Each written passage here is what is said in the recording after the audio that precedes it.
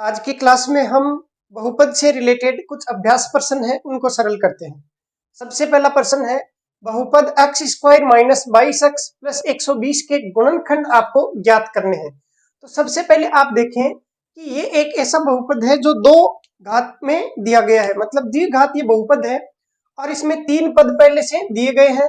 इसके अगर गुणनखंड करने हैं तो आप देखेंगे कि जो बीच वाला पद है उसके आपको दो ऐसे टुकड़े करने हैं कि जिनको गुणा करें तब तो आए 120 और जोड़ें या घटाएं तब आए 22।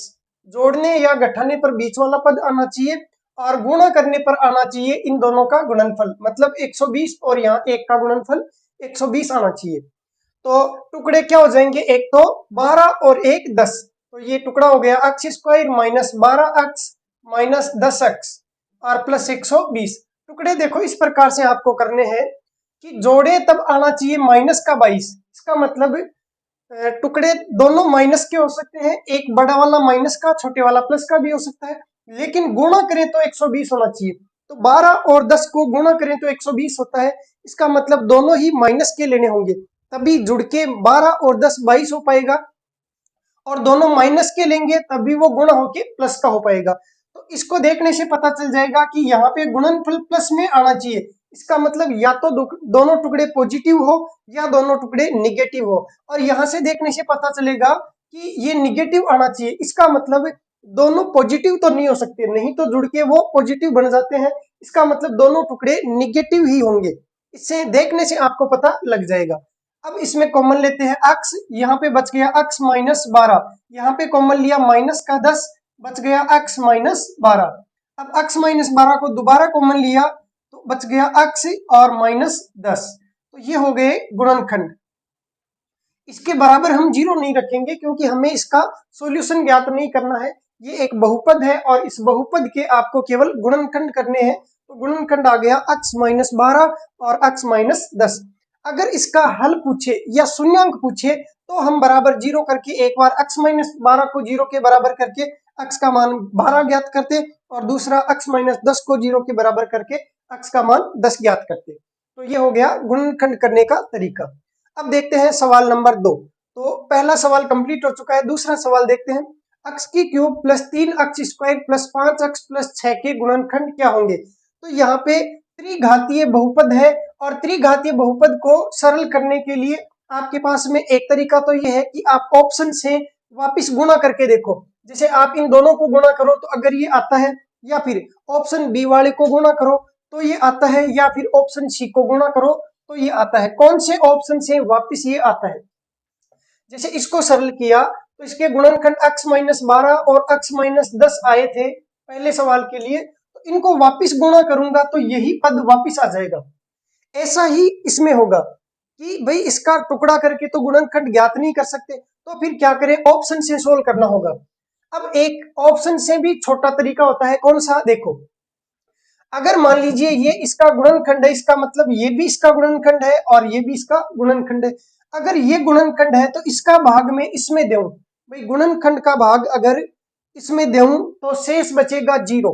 तो इसका भाग देके देखता हूं तो x माइनस 2 अगर गुणनखंड है तो पहले इसको जीरो के बराबर रखूंगा, x का मान ज्ञात करूंगा 2, और x का मान अगर 2 यहां रखता हूं तो क्या ये जीरो हो सकता है क्या, नहीं। क्यों, क्योंकि सारी संख्या पॉजिटिव है। इसका मतलब x का मान 2 रखूंगा, प्लस का 3, कुछ भी प्लस में कुछ भी रखूंगा तो भी ये जीरो नहीं हो पाएगा। 1 2 3 4 कुछ भी रखूं लेकिन ये जीरो नहीं होगा। क्यों, क्योंकि सारी संख्याएं हैं वो पॉजिटिव है। इसका मतलब निगेटिव वाले तो नहीं होंगे, तो x माइनस 2 वाला तो नहीं हो सकता, और निगेटिव कौन सा है, x माइनस 1 वाला, ये भी नहीं हो सकता, क्योंकि यहां से x का मान आएगा प्लस का 1 रखोगे तो भी ये जीरो नहीं होगा।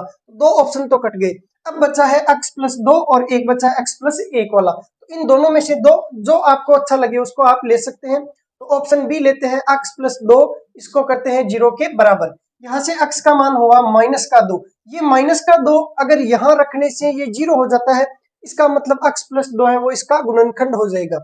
तो x का मान माइनस 2 उसमें रखें तो माइनस 2 का क्यूब होता है माइनस का 8, फिर माइनस 2 का स्क्वायर हो गया 4, 4 को 3 से गुणा किया तो प्लस का 12, और माइनस 2 को 5 से गुणा किया तो माइनस का 10 और प्लस के 6। सोल्व करते हैं। ये 8 और 10 हो गए माइनस के 18, 12 और 6 ये हो गए प्लस के 18, कट के हो गए 0। इसका मतलब 0 आ रहा है, अर्थात शेषफल आएगा 0। तो शेषफल 0 कब आता है? जब गुणनखंड का भाग दिया जाता है। इसका मतलब x प्लस 2 है वो इसका गुणनखंड है। आप इस हिसाब से इसको सोल्व कर सकते हैं। अगर ये तरीका आपको लंबा लगता है तो फिर आप ऑप्शन से सोल्व कर सकते हैं। कैसे? इसको इससे वापस गुणा करूं तो ये आना चाहिए, तो इसमें माइनस है, माइनस किसी से भी गुणा होता है प्लस वाली से तो माइनस का पद जरूर आएगा। इसमें कोई भी पद माइनस का है क्या? नहीं है, इसका मतलब ये ऑप्शन कट गया। इसमें भी माइनस है, माइनस इनसे गुणा होगा तो माइनस का पद जरूर आएगा, और इसमें कहीं पर भी माइनस का पद नहीं है, इसका मतलब ऑप्शन डी भी नहीं होगा। अब बच गया ऑप्शन बी और ऑप्शन ए। तो ऑप्शन बी को सरल करते हैं, x प्लस 2 और x square plus x plus 3 गुणा करते हैं। पहले x गुणा होगा x स्क्वायर से तो x का क्यूब, x गुणा होगा x से तो x स्क्वायर, x गुणा होगा प्लस के 3 से तो 3x। अब नंबर है 2 का, 2 गुणा होगा x स्क्वायर से तो 2x स्क्वायर। देखो x स्क्वायर की चीज में x स्क्वायर को लिख लो। फिर 2 गुणा होगा x से, सॉरी 2 गुणा होगा x स्क्वायर से तो 2x स्क्वायर। अब 2 गुणा होगा x से तो आएगा 2x, और ये 2 गुणा होगा 3 से तो आएगा 6। इनको जोड़ लो, x का क्यूब, x स्क्वायर और 2x स्क्वायर हो गए 3x स्क्वायर, 2 और 3 हो गए 5x, और प्लस आ गया 6। ऐसा का ऐसा है क्या? बिल्कुल है। इसका मतलब गुणनखंडों को वापिस गुणा करने से मूल संख्या या मूल बहुपद आपको प्राप्त हो जाता है। ऑप्शन बी हो गया आपका आंसर। तो गुणनखंड ज्ञात करने का ये सबसे आसान तरीका है कि आप ऑप्शन से सोल्व करके देख लो, और नहीं हो रहा तो फिर आप इस प्रकार से भी कर सकते हैं। अब देखते हैं सवाल number 3, 25x square plus 70xy plus 9y square. अब यहाँ पे देखो घात तो 2 है लेकिन 25 की भी है, और यहाँ पे y की भी घात है और x स्क्वायर की भी घात है। अब ये 25 है, ये किसी संख्या का वर्ग है, और 49 है, ये भी किसी संख्या का वर्ग है। तो देखने से पता चल जाएगा 25 है वो 5 का वर्ग है, तो इसको 5x का स्क्वायर लिख सकते हैं, प्लस 70xy को एक बार पढ़ा रहने दो, प्लस 49 को 7 और y का स्क्वायर लिख सकते हैं। ये a स्क्वायर है, ये b स्क्वायर है, तो इसका मतलब ये 2ab का पद है। तो अर्थात ये ऐसे हो सकता है a प्लस बी का होल स्क्वायर बराबर a square plus 2ab plus b square. इस रूप में इसको लाके देखते हैं। a स्क्वायर, इसका मतलब a का मान कितना है 5x, b स्क्वायर तो इसका मतलब b का मान कितना है 7y। तो a स्क्वायर की जगह हो गया 5x का स्क्वायर, b स्क्वायर की जगह हो गया 7y का स्क्वायर। इसका मतलब ये 2 गुणा a का मतलब 5x और b का मतलब 7y। 5 गुणा 7 35, 35 गुणा 70 बिल्कुल सही है। इसका मतलब ये क्या है? ये इसका सूत्र है, a प्लस बी के होल स्क्वायर का प्रसारित रूप है, अर्थात ये a का मान हो गया 5x प्लस b का मान हो गया 7y, इसका होल स्क्वायर का है। ठीक, तो जब इसका होल स्क्वायर करेंगे तो ये आ जाएगा। तो गुणनखंड हो गए 5x प्लस 7y का होल स्क्वायर, ऐसे लिख दो, या 5x प्लस 7y गुणा 5x प्लस 7y लिख दो, एक ही बात है। जैसा ही ऑप्शन में आपको मिले वैसा लिख देना। अगर ये तरीका समझ में नहीं आता है, मान लो दिमाग में नहीं आता है, तो वही तरीका ऑप्शन से चेक कर लो, इसको इससे गुणा करोगे तो ये आ जाएगा, इसका मतलब ये उत्तर हो जाएगा। सवाल नंबर 3 भी हो गया। सवाल नंबर 4 देखते हैं।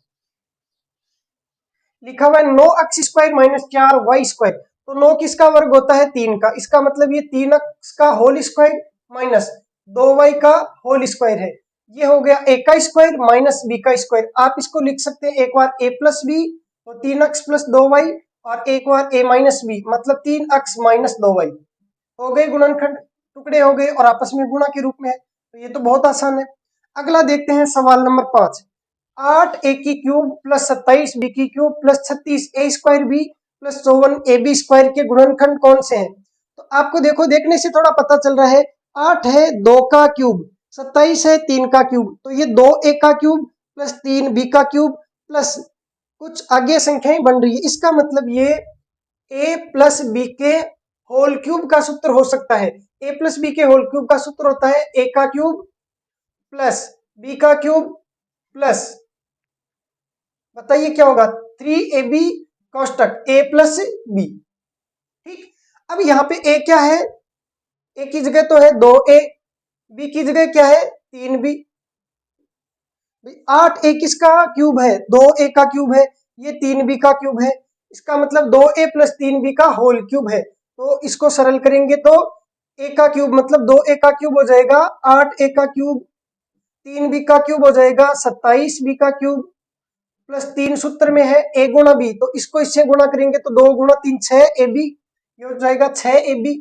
तो ये 3 सूत्र में है गुणा, ab की जगह आ जाएगा 6ab, कोष्टक a प्लस बी का मतलब ये हो गया ऐसा का ऐसा 2a plus 3b, a plus B का मतलब ये प्लस ये, इसकी जगह ये वाला है तो ये वाला लिख दिया।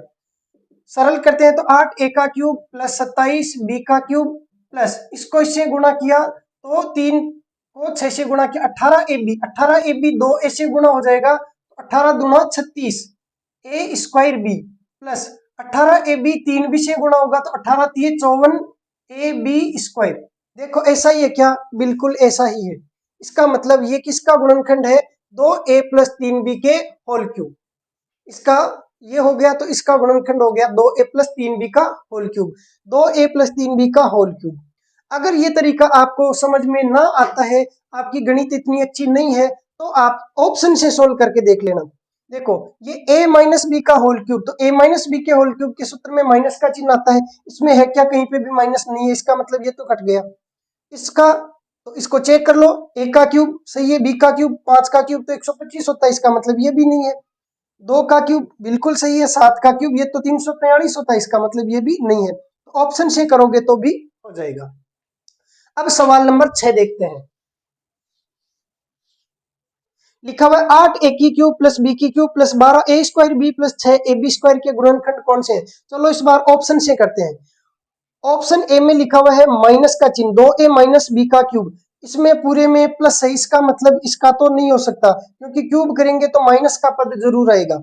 इसमें इसमें हो सकता है, इसमें नहीं हो सकता, सॉरी इसमें हो सकता है, इसमें भी नहीं हो सकता, तो डी ऑप्शन भी कट गया क्योंकि इसमें भी माइनस का चिन्ह है। तो ऑप्शन बचे हैं दो, बी और सी। ऑप्शन बी को सोल्व करते हैं, 2a प्लस बी का होल क्यूब, तो ये a प्लस बी का होल क्यूब बराबर होता है पहले पद का क्यूब, तो 2a का क्यूब 8a की क्यूब प्लस दूसरे पद का क्यूब प्लस 3 गुणा पहला पद गुणा दूसरा पद तो 2ab, तो 3 गुणा 2a गुणा b और कोष्टक ऐसा का ऐसा 2a प्लस बी।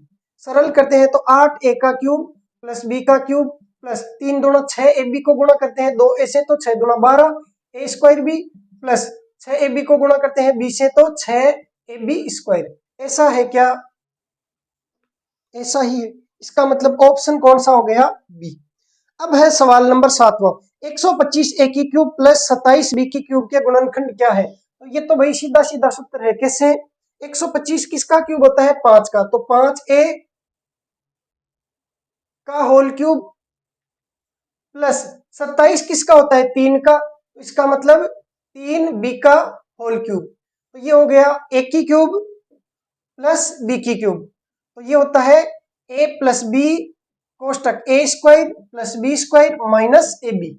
ये सूत्र मैंने पिछली क्लास में आपको बताए थे, तो ये सूत्र आपको याद होने चाहिए। तो a की जगह तो है 5a, तो a की जगह आ जाएगा 5a प्लस b की जगह आ जाएगा 3b, फिर a का स्क्वायर मतलब 5a का स्क्वायर तो 25a square plus b square मतलब 3b का स्क्वायर तो 9b स्क्वायर माइनस a गुणा b, 5 गुणा 3 15ab, ये हो जाएगा 15ab। देख लेना ये कौन से ऑप्शन में है, तो इसमें ऑप्शन देने की जरूरत भी नहीं पड़ी क्योंकि ये तो बिल्कुल आसान है, इन्हें नोट कर लीजिए।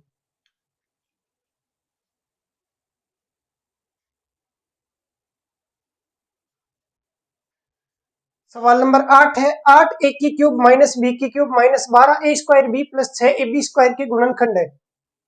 तो यहाँ पे देखने से पता चल गया कि ये 2a का क्यूब माइनस बी का क्यूब, ठीक है, तो 2a और एक आएगा b का पद। अब यहाँ पे माइनस है, इसका मतलब माइनस का पद जरूर आएगा, तो इस ऑप्शन में माइनस है क्या नहीं है, तो ये कट गया।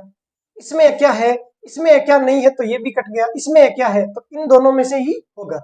अब आपको पता है कि 2a प्लस बी का होल क्यूब होता है a का क्यूब, बिल्कुल सही है, b का क्यूब ये भी आ सकता है। सॉरी इसको देखते हैं, ए का क्यूब तो बिल्कुल सही है, बी का क्यूब तो बिल्कुल सही है। इसको देखो जरा, ए का क्यूब तो 3 ए का क्यूब होता है 27 ए की क्यूब, जबकि यहाँ पे कितना है 8 ए की क्यूब। इसका मतलब ये ऑप्शन भी कट गया। तो आपको बिना सोल्व किए हुए सीधा पता चल गया कि ये इसी का गुणनखंड है, मतलब इसका गुणनखंड यही है। ठीक, और नहीं तो आप इसको सोल्व करके देख लीजिए, 2a माइनस बी का होल क्यूब। तो a माइनस बी का होल क्यूब का सूत्र मैंने आपको बता रखा है, बार बार रिपीट करने की जरूरत नहीं है। सवाल नंबर 9 देखिए, 64x की क्यूब माइनस 125y की क्यूब के गुणनखंड। तो 64 किसका क्यूब है, 4 का, तो 4x का क्यूब माइनस 125 किसका है, 5 का, तो 5y का क्यूब। a की क्यूब माइनस b की क्यूब होता है, बताइए क्या होता है, a माइनस बी, फिर a square plus B square और प्लस ए बी। तो a की जगह लिखेंगे आप 4x माइनस बी की जगह लिखेंगे 5y और गुणा a का स्क्वायर तो 4x का square 16x square plus b का स्क्वायर तो 25y square plus A B. तो इन दोनों का गुणनफल 4 पंजे 20 x y उत्तर। अगला सवाल नंबर 10, 8 ए की क्यूब प्लस बी की क्यूब प्लस 27 सी की cube minus 18 A B C के गुणनखंड क्या होंगे। तो ये भी बताइए, कोई सूत्र है याद करो। ए का क्यूब, देखो ये क्या है, 2 ए का क्यूब, बी का क्यूब प्लस 3 सी का क्यूब माइनस, अब ऐसा कोई सूत्र पढ़ा है क्या आपने कि ए का क्यूब प्लस बी का क्यूब प्लस सी का क्यूब माइनस 3abc, इनको गुणा करते हैं तो 3a, ये हो गया 2a बी और 3c। देख लो यही चीज है, 3 गुणा 2 6, 6 गुणा 3 18, यही लिखा हुआ है 3abc 18abc। तो ये 3abc की जगह 18abc, क्योंकि 3abc को सरल किया तो ये आ गया। तो ये आपका पढ़ा हुआ है, इसको क्या लिख सकते हैं, इसको लिख सकते हैं, बताइए, ए की क्यूब प्लस बी की क्यूब प्लस सी की क्यूब माइनस 3abc बराबर आप लिख सकते हैं A plus B plus C कोष्टक A square plus B square plus C square minus A B minus B C minus C A. तो ये तो आपको दे रखा है, इसकी जगह ये रखना है। तो ये लो जी, ए प्लस बी प्लस सी तो होगा 2a plus B plus 3c। भाई एक की जगह ये लिख दो, बी की जगह बी लिख दो, सी की जगह 3c लिख दो। ए का स्क्वायर तो 2a का स्क्वायर हो जाएगा 4a स्क्वायर, बी का स्क्वायर तो बी का स्क्वायर हो जाएगा, सी का स्क्वायर मतलब तीसरे पद का स्क्वायर तो 9c स्क्वायर हो जाएगा माइनस ए बी।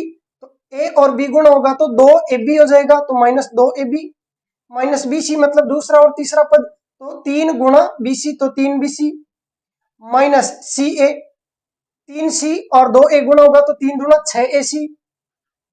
ये लो जी उत्तर।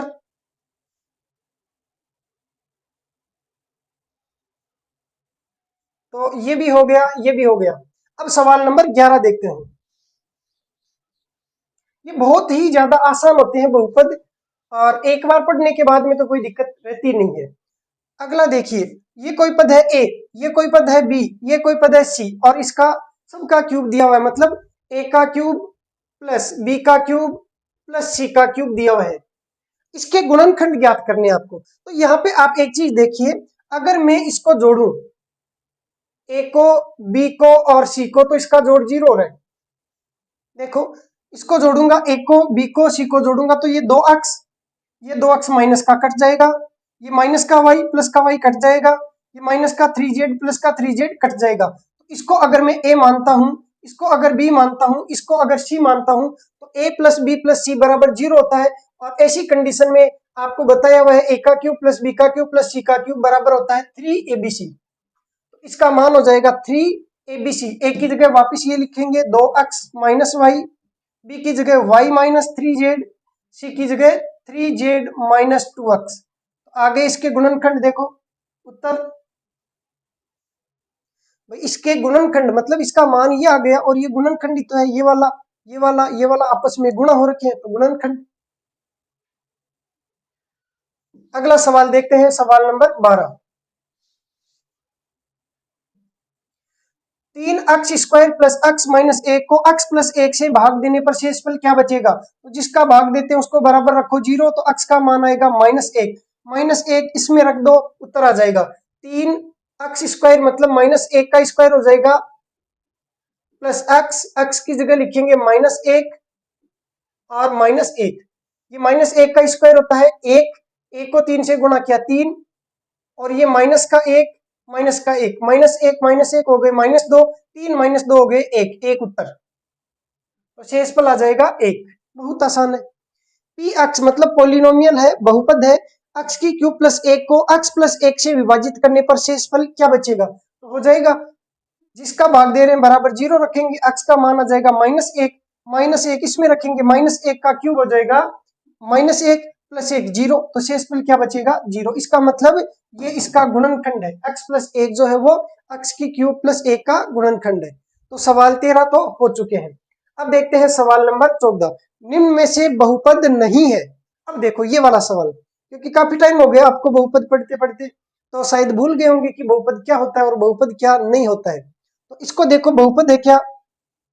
बिल्कुल है। क्यों? क्योंकि अक्ष की घात 2 है, यहाँ पे अक्ष की घात कुछ भी नहीं है। अक्ष की घात पूर्ण संख्या होनी चाहिए, 0 हो सकती है, 1 हो सकती है, 2 हो सकती है, 3 हो सकती है।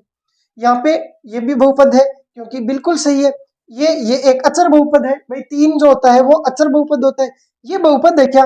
नहीं है। क्यों? क्योंकि यहाँ तो अक्ष की घात 1 है, लेकिन यहाँ बट्टे में अक्ष है। इसको जब सरल करेंगे तो अक्ष और प्लस, जब इस अक्ष को ऊपर लेके जाएंगे तो अक्ष की घात हो जाएगी -1, और बहुपद में कभी भी अक्ष की घात माइनस में नहीं हो सकती है। इस कारण से ऑप्शन डी हो गया आपका उत्तर, ये इसका बहुपद नहीं है। सवाल नंबर 15। एक चर वाला बहुपद है। एक चर, चर का मतलब होता है एक्स वाई जेड, ये सारे। एक चर का मतलब होता है केवल अक्ष अक्ष ही होना चाहिए। वाई, एक चर का मतलब ये भी हो सकता है केवल वाई वाई हो, या केवल जेड जेड जेड ही हो। इसमें अक्ष है, अक्ष है, इसका मतलब ये एक चर वाला बहुपद है। बिल्कुल है। ये वाला, इसमें अक्ष और वाई दोनों आ गए तो ये नहीं है। इसमें अक्ष आ गया, वाई आ गया तो ये भी नहीं है। और इसमें अक्ष है और वाई है, तो ये दो चर वाले हो गए, ये दो चर वाले, ये दो चर वाले, तो एक चर वाला कौन सा है? Option A. ठीक है, आज की क्लास में इतने ही सवाल करेंगे, बाकी सवाल करेंगे अगली क्लास में। धन्यवाद।